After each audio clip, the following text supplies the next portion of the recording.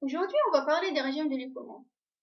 Lorsqu'on parle des régimes de l'écoulement, on évoque souvent le régime laminaire et le régime turbulent. Donc, dans cette vidéo, on va remonter à l'origine de ces deux régimes de l'écoulement et comment passer de l'un à l'autre. On va commencer par un peu d'historique. En effet, le premier qui a rapporté l'existence des deux régimes de l'écoulement, c'est Ludwig-Hagen, en 1839. Son expérience consiste à mesurer la perte de pression dans une conduite cylindrique, en fonction de la vitesse moyenne de l'écoulement.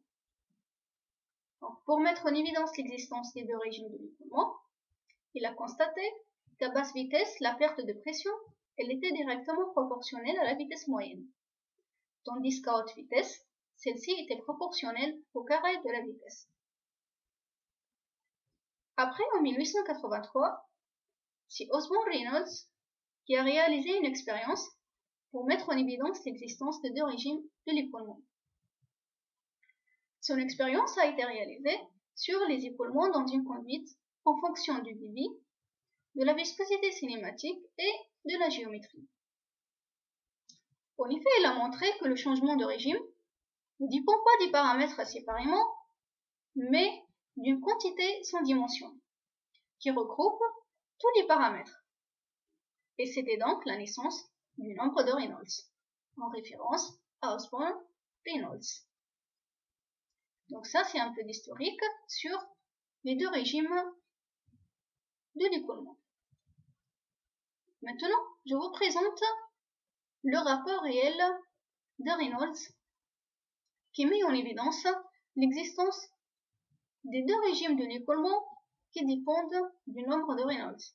Donc ça, c'est le rapport réel qui a été écrit en avril 1983.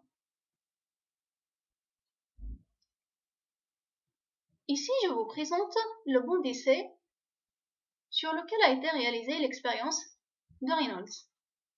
C'est une expérience dans une conduite cylindrique avec différents débits et différentes vitesses de l'écoulement. Donc par la suite, je vous présente en détail l'expérience de Reynolds. Maintenant, on va introduire le nombre de Reynolds, qui est un paramètre essentiel lorsqu'on parle de régime d'écoulement. En effet, c'est un nombre sans dimension, qui est utilisé en mécanique des fluides. Il caractérise le régime de l'écoulement, c'est-à-dire la nature de l'écoulement. Est-ce qu'il est laminaire, est-ce qu'il est turbulent ou est-ce qu'il est transitoire, entre les deux. Et sa définition,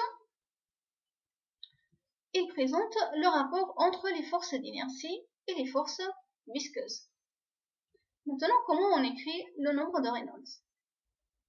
Donc, le nombre de Reynolds, il s'écrit comme étant le rapport de la vitesse caractéristique du fluide, courant V, au mètre par seconde, fois la dimension caractéristique en mètres, que ce soit en longueur ou bien en diamètre, et divisé par la viscosité cinématique du fluide, au mètre carré par seconde. On trouve aussi cette expression, qui est souvent utilisée en mécanique des fluides. Le nombre de Reynolds est égal à la masse volumique ρ fois la vitesse fois la longueur ou la dimension caractéristique divisé par la viscosité dynamique.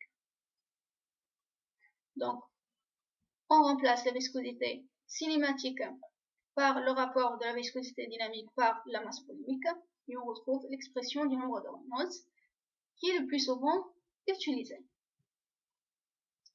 Donc voilà une petite introduction sur l'origine des régimes de l'écoulement et le nombre de Reynolds.